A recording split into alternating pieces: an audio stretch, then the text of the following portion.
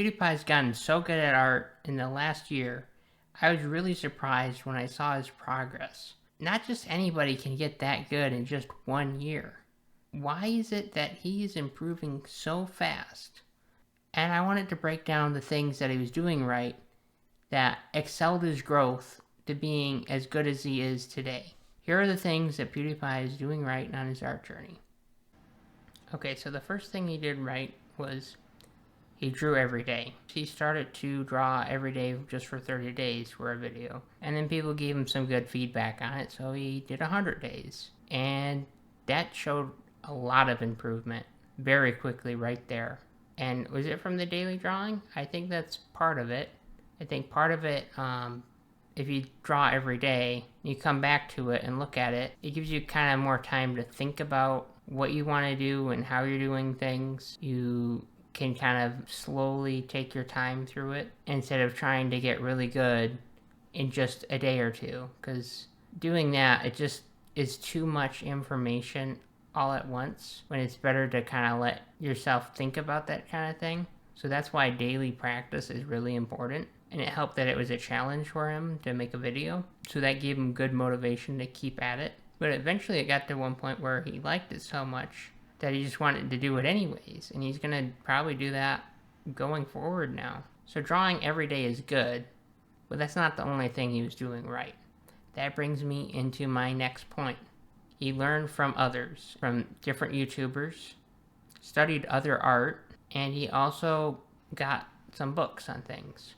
Those didn't all happen at the same time. The first thing he did was some YouTube tutorials. Chromang Drawing, I think that's the name of the guy that he was following tutorials on, and I think that was a pretty good way to explain how to draw the head and the proportions and how kind of to shape things. I think that was a really good start, and that kind of gave him an idea how to place things. And then later on, he was copying some other artists, doing some studies of faces from manga, which is professional quality manga and anime. I don't know exactly which his reference were from, but he's doing some Jujutsu Kaisen from the drawings he was showing when he's talking about them.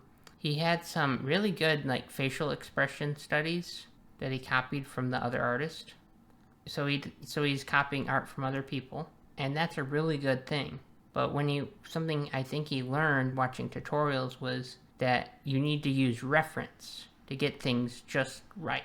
Because when you have a reference, you have an idea of where things are supposed to be placed, what things look like, without needing to recall and spend that energy thinking about what's right. And usually if you're trying to do it from memory, you're going to get something wrong. So having a reference helps fill in that gap, and it trains your eye to see better and more accurate. Learn how to draw the thing before you try and make up something. It's kind of what I'd say. But always have a reference, even if you're doing something original. It will just give you, it's basically like having notes. So the next thing I would say is he focused mostly on one thing. He focused mostly on drawing anime girls. You're like, okay, how are you supposed to get good at drawing other stuff? That's the thing.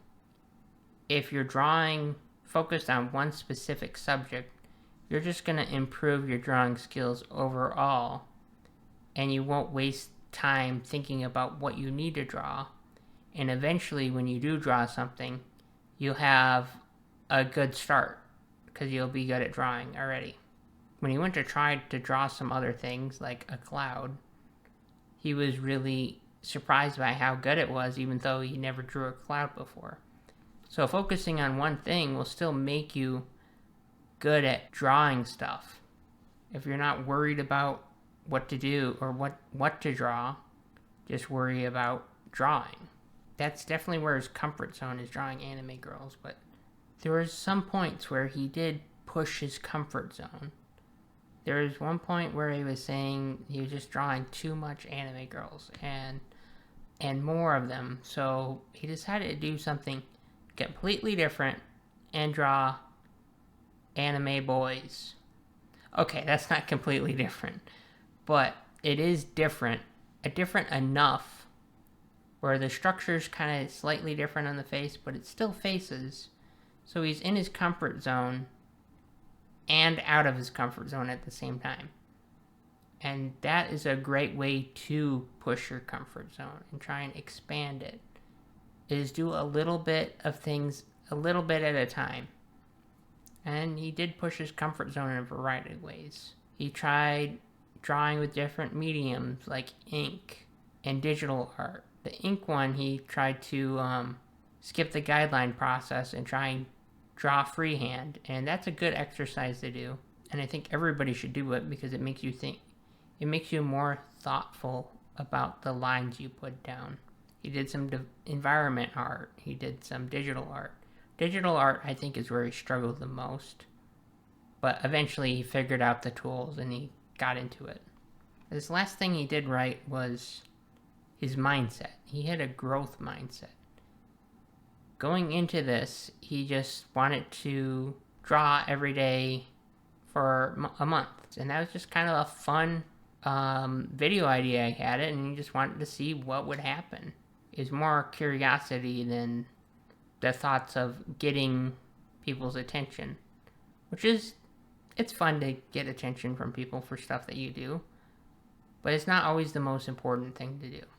He already had the numbers, he already had a following, he's already gone through all of that, and he's probably one of the most famous YouTubers there'll ever be. So that wasn't really his driving factor. But there was at some point that after he was drawing and got to 100 days, or around that time, he started to actually enjoy it and keep going from all the positive feedback that he was getting from his community. And he started to get the motivation to improve. Even though he thought he could track his progress by doing it through the sketchbooks, but he realized that your growth isn't a straight line and it sometimes goes backwards. There's still something to learn from that. Some of his growth mindset came from making videos daily for about 10 years. Thing was, he kept going, and making a video every single day for 10 years is dedication. And that is really hard to keep going for that long. And I think he learned some lessons from that he can apply to his art. He had a creative process of some sort, so he understood what went into making something, that there's a lot that goes into it, and there's a lot that goes into drawing and making art. There's some correlation between the two, and he was able to keep going even when it was hard for him. I think he has a good understanding of things take time, growth takes time to yield any results. And until next time, Dargon out.